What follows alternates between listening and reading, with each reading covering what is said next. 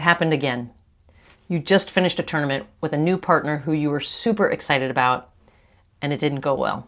On paper, you were the perfect pairing, but in reality, it was a bust. Now you're starting to wonder, is it even worth the time and the money and the emotional energy to play tournaments? We've all been there. In the next few minutes, I want to talk about 3 things that you should do before signing up for your next tournament. They're things I wish I'd done before starting tournament play at all, and you should definitely do them before you even reach out to the next partner that you want to play with. The first one is the easiest and most fun. The second is the most challenging, and the third, well, it's the most important. So let's get to it. Pickleball is a strange sport, unlike any that I've ever played, where people in general tend to overestimate their skills. And I include myself in this camp. It's critical to have some degree of healthy confidence in order to have the courage to step out on a court during a tournament or in competitive play. For this first exercise, I want you to immerse yourself in that confidence. Imagine yourself playing and identify 2 to 3 of your best strengths. And be as specific as possible. Do you hit a great third shot down the line? Can you dink for days? Are you a reset master? Are you amazing at backhand putaways? Whatever it may be, identify those 3 things that you can do consistently under pressure. This helps you get clear about what you bring to the table as a partner and the weapons that you have that can set you apart and contribute to your team. But weapons alone don't win championships. The issue with having too much confidence is sometimes it can be difficult to identify the parts of our game that aren't quite as strong. We tend to have amazing blind spots when it comes to picking out our weaknesses or the gaps in our game. But that's step 2. Take some time to think through where you feel vulnerable. Imagine, again, step by step, serving, hitting a return, hitting a third shot, hitting a fourth, getting through transition, dinking. Are there areas of your game where, as you picture yourself doing it, you feel a little bit tense or a little bit tentative? And it's not to say that these are permanent weaknesses. What we want is a snapshot in time right now. What are the areas that are gaps in your game? And once you've done these first 2 steps, here's a bonus challenge. If you have somebody that you play with frequently that you trust, ask them, when you play against me, what parts of my game do you try to avoid? And what parts do you try to exploit? It's even better if they've played with you too. What are areas of your game that they are super confident in? If you get a high ball, they know that you're going to snap that and put it away. And what are areas where they feel a little bit worried that they might need to cover for you? This helps us to really get super clear that what we've identified as our strengths and weaknesses are true for the people who play with and against us. With this inventory in mind, you can start to picture the type of player who would be complementary with your game, the type of partner who can help you fill those gaps. Say, for example, you're a great defensive player. You might want to target somebody who has excellent put-away power. Or if you prefer to play on the right side, you're probably going to steer clear of lefty partners who also are going to play on that right side. Complementary playing styles will get you a long way with a partner. But it's still important that you do this last step. A couple years ago, I was playing in a mixed doubles tournament, and we had an 8 a.m. start. It was first thing in the morning. The sun was just coming up.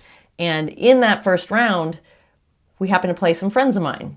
I was on the defensive in a point. I was scrambling, and I threw up a lob that was really, really short. It was a terrible lob. And my opponent, the guy, lost it in the sun.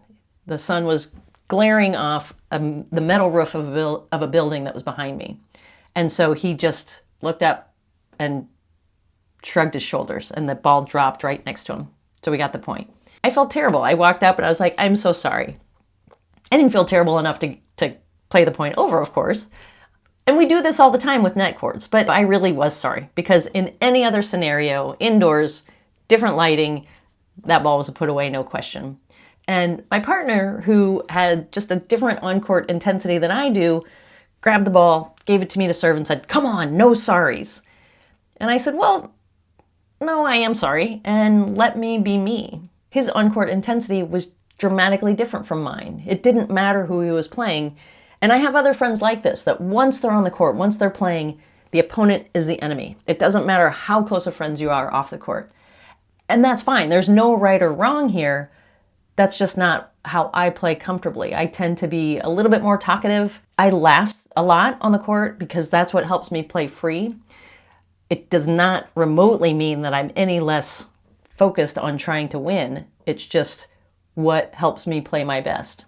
At the end of that season, when this partner and I talked about whether we'd be playing tournaments the following year, I said, no, I think we probably aren't the best fit for each other. We just play at a different energetic level. We vibe differently on the court. And he knew exactly that moment. And he brought it up and said, that was a turning point, wasn't it? And I don't think it was a turning point so much. It was a realization for me of what I need, the type of energy I bring to the court, and the type of energy that I need from a partner. And so that is step 3. Determine who you are on the court. What type of energy do you need? Hazel's here to help out. No, she left. What motivates you? What gets you pumped up? If you make a mistake, what kind of encouragement do you want, if any? Take some time to write out 1 or 2 sentences about your energetic profile. I play best when blank. For me, it's I play best when I have a balance of both focus and lightheartedness. And then write out 1 or 2 sentences of the type of energy or support that you would want from a partner. I prefer someone who is steady and calm with occasional strategic input. Or I need high energy enthusiasm with quick resets after mistakes. Or maybe you need somebody who's ultra focused but not negative. Once you can articulate these things clearly, then you can start to screen for these traits when you're considering different partners. See how they are when they play with others. Talk to other players. See who they've had good experiences with. And consider having a conversation with a potential partner before you commit. And you certainly don't have to be an exact match to partner with somebody. What matters is compatibility.